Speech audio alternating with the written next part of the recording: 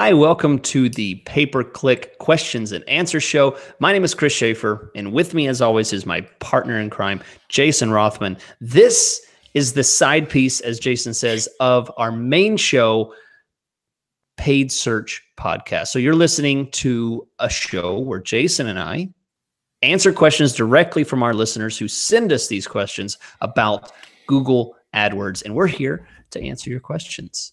So if you want your questions answered, go to paidsearchpodcast.com and fill out the questions and answers form, and maybe you too will be graced by the very question fairies that deliver us these answers. So, Jason, for today's question, we have Ari from New York City. Get a rope. Hey guys, in the AdWords interface, there's a tab called Recommendations right under Overview. Okay, seen it. Don't click on it a lot, but yes. I glance there once in a while. Sometimes the recommendations are relevant and sometimes they aren't. All right. Yesterday, one of the recommendations was to add about 84 broad keywords to my campaign. Yikes. I listened to the episode where you talk about broad match keywords. They are all relevant to my target audience. That's what he says. So basically what Ari gets to is says, how do I know, what do I do here? Do I add all 84 of these keywords? The question he's asking is, how many is too many broad keywords? Where do you draw the line with broad keywords? And, this could easily be applied with, where do you draw the line with keywords, period? How do you know when you've hit as many keywords as you should have?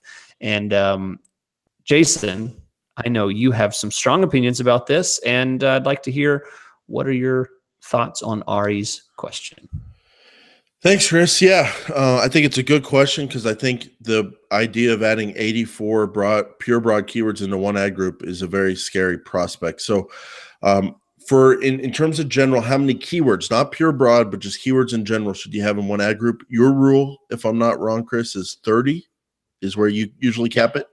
I think that's a good rule to stick to for overall keywords. I would modify that when you're talking about pure broad keywords, and you can have some phrase match mix in with them, broad match, modified, exact, whatever else is going on in the ad group. I would not put in more than 10 pure broad keywords into one ad group. No matter what else is going on with anything else in there, other kind of match types, I would not have more than 10 pure broad keywords in an ad group. The reason why, Chris, is because broad match keywords are broad match keywords. You're going to show up on a lot, no matter if it's like, in this case, we'll make up an example, plumbers, Brooklyn, New York. If that's your pure broad match keyword, you're probably going to show up on the same searches if your keyword was plumbers in Brooklyn, New York, or possibly you could show up on plumbing companies in Brooklyn, drain plumbing, or all kinds of things. Yeah, absolutely. Yeah, so if you're going to show up on all the same kind of searches when you have very similar broad keywords, you don't need to have the exact same broad keyword over and over with just one different version. So like if I was a plumber in Brooklyn and the ad group was a Brooklyn geo ad group, Chris, I would have like plumbers in Brooklyn, New York, plumbing companies, Brooklyn, New York, and just different variations of that. But I would not have like plumbers, Brooklyn, New York, plumbers in Brooklyn. I would not have that over and over. I would just have 10. And if you don't have to have 10, you can have up to 10. So in a lot of my ad groups, Chris, I only have 1 or 2 broad match keywords, pure broad, that match that ad group. And if something's a different keyword, like plumbers in Queens, okay, that should be in the Queens ad group. But so how do you know which ones to use, Chris? I would edge, at least when starting, towards the longer keyword phrases. So instead of having plumbers Brooklyn broad match, I would have plumbers in Brooklyn, NY, or plumbers in Brooklyn, New York as my broad match keyword. We've talked about this before. We think it sends more signals to Google the longer the keyword phrase, and you're going to show up on higher quality stuff. So I would edge towards the longer phrases.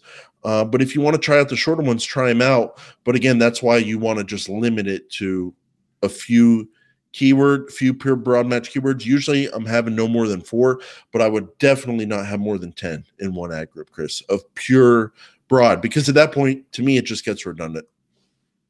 Yeah.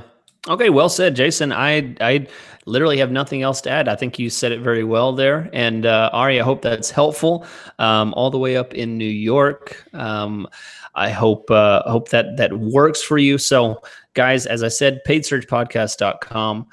Check us out there, and you can send your question in and get it answered on the show. And we will catch you next time.